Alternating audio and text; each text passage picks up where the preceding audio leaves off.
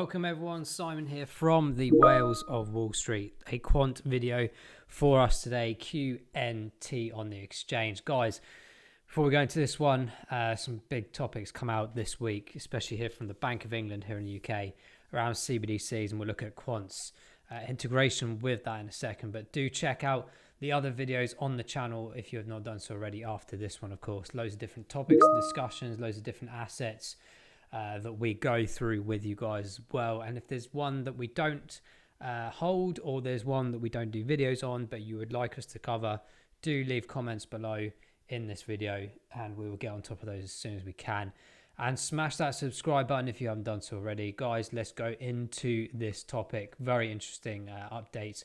So it's no surprise really from our side. We've been going on about CBDCs pretty much since I started the channel. I've known for a number of years, probably since about 2015, 2016, I knew of the central bank digital currency format based on various algorithm of standardizations and things that have been going on in the banking world over the years. But more so as I started learning more and more about blockchain, started understanding the principles of how this could operate CBDC systems. And we've already covered many times in many different videos things like Project Jura, Project Helvetia, Project Dunbar. These are all piloting, trialing systems around the world, connecting various different regions together to see how their systems operate in this blockchain format and CBDC format, and also worldwide discoveries as well. And this is really progressing, guys. We did a video a while back about the RTGS system. I'll repeat, if you haven't watched that before, I will leave a link to it at the end of this one. Definitely watch it. It's pretty much the whole planogram until 2025. Certainly the date's November 2025 specifically of when the RTGS system kicks in. And this is basically the replacement of the entire financial system that we got right now, the framework. And ironically, and to kind of emphasize this point, is that majority, if not all, of the digital pound conversations that have come out this week have identified and been discussing the year 2025. We have said this from day one. We have seen literally the fruition of this information, of the advancements that have been occurring. If you remember a couple of weeks ago, or maybe actually, I can't believe this, like February, isn't it? 2 months ago, sorry, we covered just towards the end of December, the proof of concept of a digital wallet being used here in the UK. And 20 applicants, we don't know who they are yet. Could be companies, could be individuals, who knows? But they are basically creating and trialing the framework right now, between December just gone, or January just gone, sorry, all the way through pretty much to June, round about June and July. It's a 6-month trial program, and whoever wins this is going to get a reward to then develop it further, and will be the utilization of essentially the digital pounds wallet moving forward for the entire UK citizenship here. Very big news on that front. And since then as well, more and more information has been coming out from the digital pound, from the government itself as well.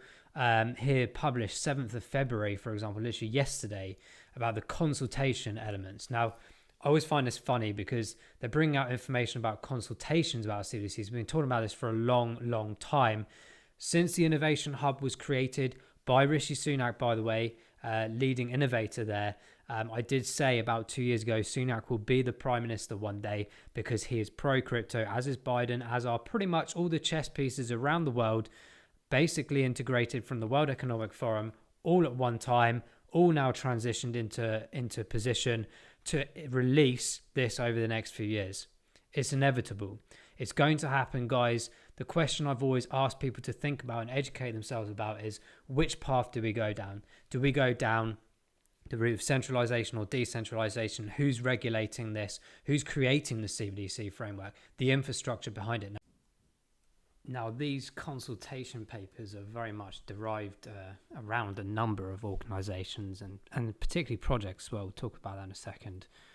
Relation to Quant, of course, Digital Pound Foundation, which we have an AMA with in the coming weeks, especially massive topics around CBDCs and where they are with the construction of the framework, the consultancy towards the regulation. I mean, there's just now pages upon pages from government documentation here now about how this all works, guys. And this is a really, really top document.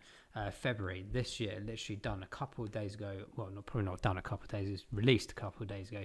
But it goes into full detail, guys. This is the first time, in all honesty, I've seen a full-fledged out consortium-led integration of CBDCs, like legislation, the information that they're putting out here. It's absolutely incredible. I've read through some of these pages. I haven't gone all the way through. I've probably got to about page 17, 18 so far. I will do a video probably to conclude all of this in one go. But it is absolutely phenomenal, guys. And it's kind of actually brought in a lot of information that we've kind of covered over the last 12 months or so from the various different projects that we just mentioned earlier, which are very heavily kind of orchestrated really from the Bank of England, the BIS, etc. But this is full on, guys. This is coming whether we like it or not. And it's going to be very interesting to see how it's regulated, who's controlling this. Honestly, like, this is the big thing for me. It's even got information here about the privacy technology requirements, what is or shouldn't be allowed and what should be allowed. And there's conversations going around about, are we going to have limitations on how much we can spend with the CBDC? And then this opens up the conversation that we thought would be certainly something to really, really educate ourselves about is, will we be controlled with our money moving forward? Will it get to a point where the trials are done in 2025 and we move into 2030 that actually we can't use our money because we haven't done this, we haven't done that, or we haven't abided by a view to earn mechanism, or eat to earn, whatever it might be, exercise to earn, all of these things, right, guys? This is where it gets really, really weird. But this is for sure very interesting to see the further developments of this as it goes along. And Quant in particular, we know, are heavily involved with the likes of the Digital Pound Foundation, and probably majority of the projects that we cover are having some heavy influence on the consortium levels as well of the CBDCs. In this particular article from Quant, commercial stablecoin issuance, considerations and benefits. This is all going crazy, guys. This is even just about the domestic retail users like ourselves, like normal users of money. We're also talking about potential opportunities for the commercial business side. We've seen and done videos on trade finance, the tokenization of that as well, all coming in to fruition. And this is where it gets like really, really crazy over the next few years is the speed at which the development will occur and the speed at which the integration will occur towards that 2025 deadline, guys. Let us know what you think about this in the comments below, because it's here now. I thought that we would start seeing this towards the end of the year or into next year, but it seems like we're really planning ahead with this. Not even planning ahead now, it's actually getting ready to integrate. Absolutely amazing to see this development over the last couple of days. I'll leave the links to these documents and this information portal in the description of this video. But this is going to be really interesting these next few years, guys, and I urge people to educate themselves about this whole scenario, this whole situation, and to plan ahead, for ourselves in general, to be like, well, which way do we want to go? Which way is our path?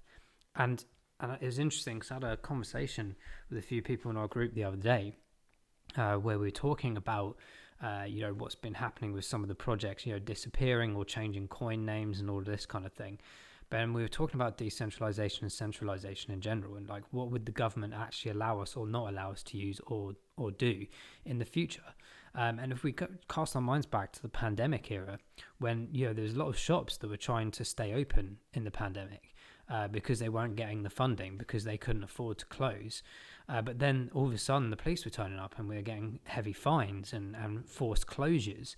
And it's like, well, if we want to choose Bitcoin, for example, as an alternative, and arguably that is a massive alternative because it's really only the proper decentralized solution that is out there that is established and will work, albeit it's not a stable format yet. What's to stop the governments around the world to prevent this from being used in society and actually say, look, if stores start using this or continue to use it, we will shut you down?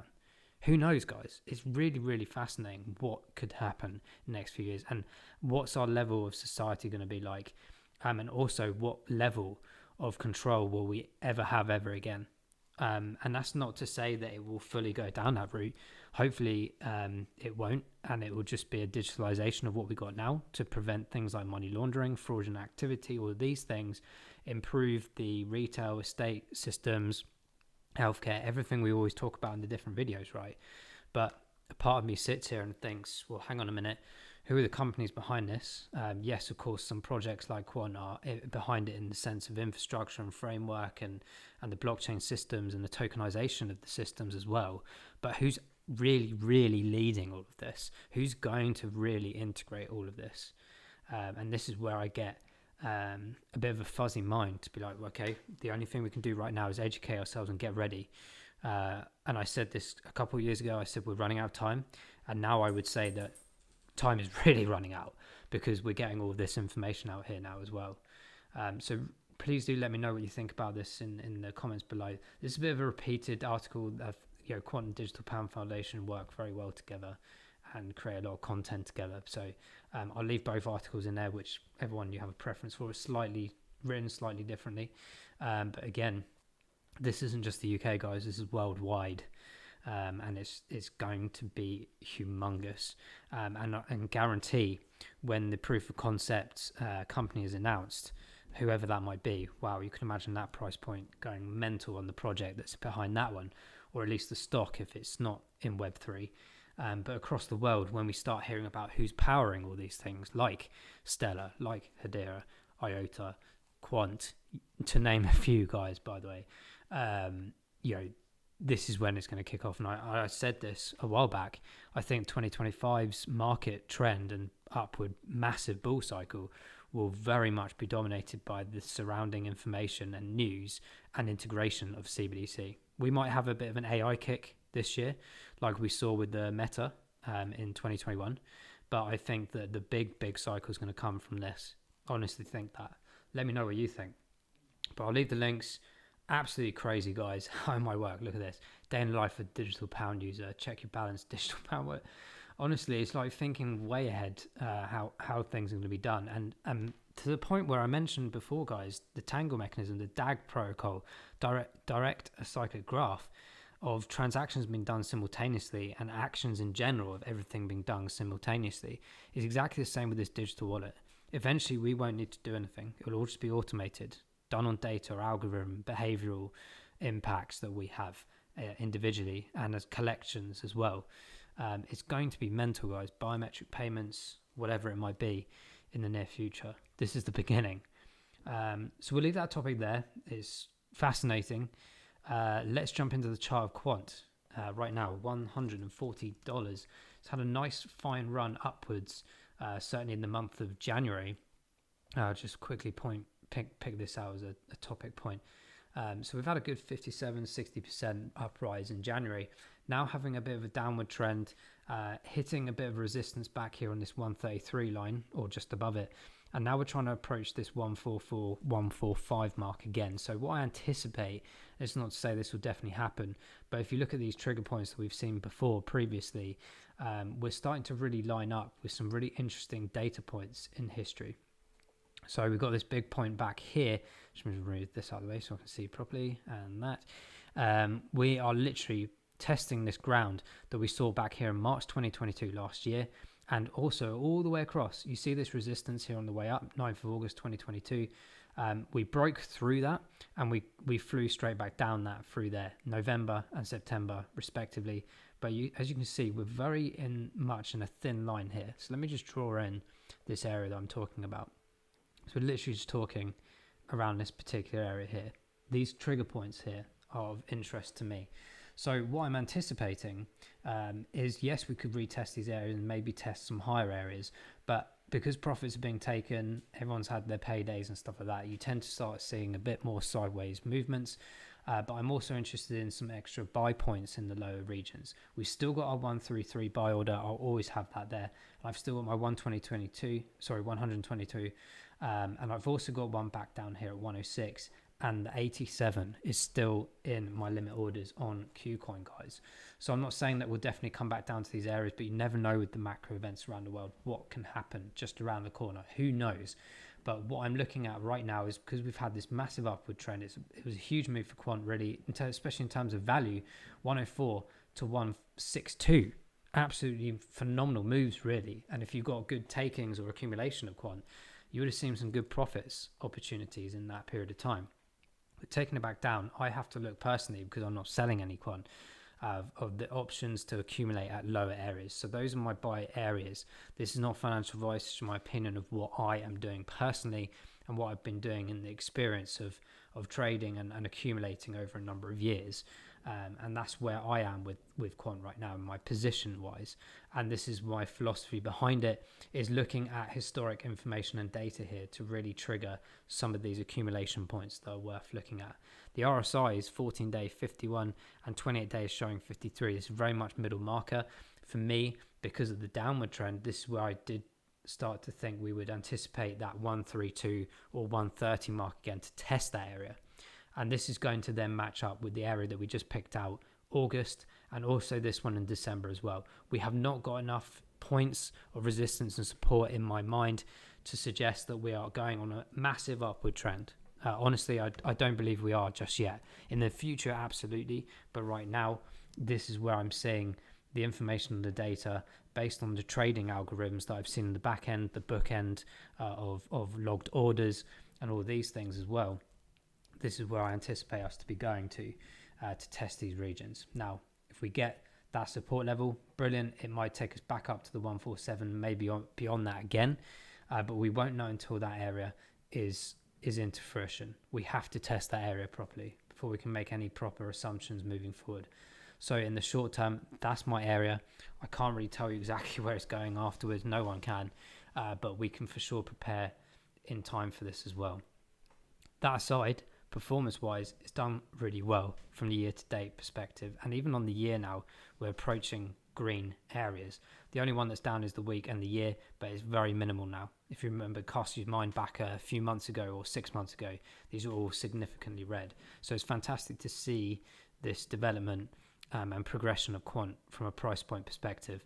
But they're still quite low, and this is where I think we're going to get a bit of a magnet downwards. We'll have to see. But 20% on the month is still very, very good, as is the year to date. So let's hope that continues in some capacity, because everyone wants to see those opportunities for profit taking, of course.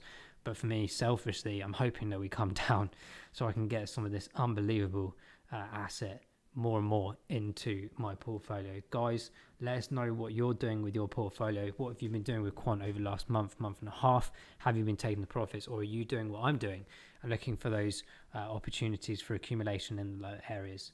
But I'm going to keep you guys updated on this CBDC conversation. I'm going to have a full read of that massive document, and I'm going to do a separate video on that, because it's really important as time is running out for us to really understand what's coming and how fast it's coming.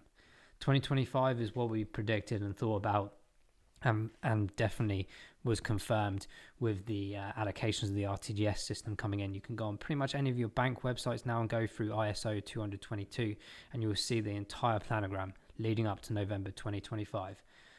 We're running out of time, pretty much 2 years away. Guys, thanks for watching. See you soon. Bye-bye.